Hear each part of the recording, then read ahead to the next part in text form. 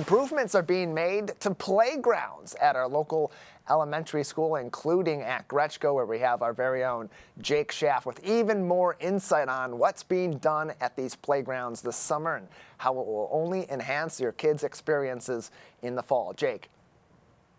Yes, Tyler, Kevin, good morning. Really, really great morning. And as you said, work is coming along smoothly for all of the playgrounds, especially the one right over here at Gretchko Elementary School, where I am here live. If you take a look behind me, you will see that structures have already been started to be put up, and you see equipment on the ground ready to be installed very, very soon. And if you look over there, you might have to squint a little bit to see it, but you might see a red, almost apple-like structure. That is because each of the playgrounds, including the one here, will have a theme and connection to Apple Island, helping to localize and bring some historical significance to these new playground structures. Yeah, these are just getting started too.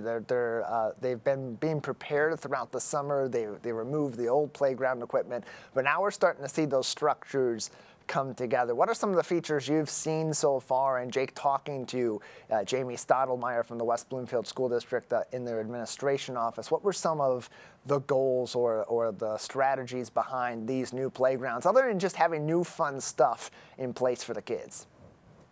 Yes, that's correct. I did speak to Jamie Stottlemyre this morning, and one of the things he talked about was making sure that there was a lot of similarities between the four new playgrounds, making sure they're all very similar and making sure that it has that feeling of familiarity. But there's also some new developments in making sure that all kids feel safe, including a new sensory playground for the special ed students that might have a little more of a challenging time out on the playground. This will make things a little easier for them. And then you also have, for all of the kids, instead of the wood chips and blacktop that we're familiar with from being in school long, long ago, we've got a nice put-in rubber mat. So it's a lot safer for the kids. That way, if anyone trips and if anyone has falls, which are bound to happen on playgrounds as kids do, it will thankfully not be as harmful and will be much safer.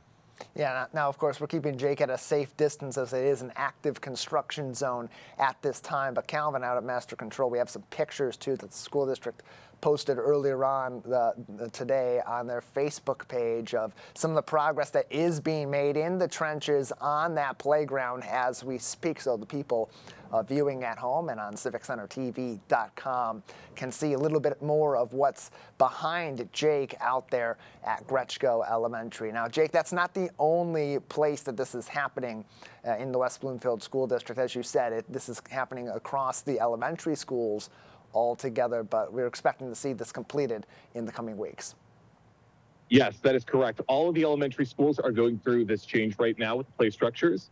And as Jamie told me, these are going to be some of the biggest playground structures in all of the state of Michigan, which is really, really cool. But of course, that also means that construction is going to take a bit longer than most would.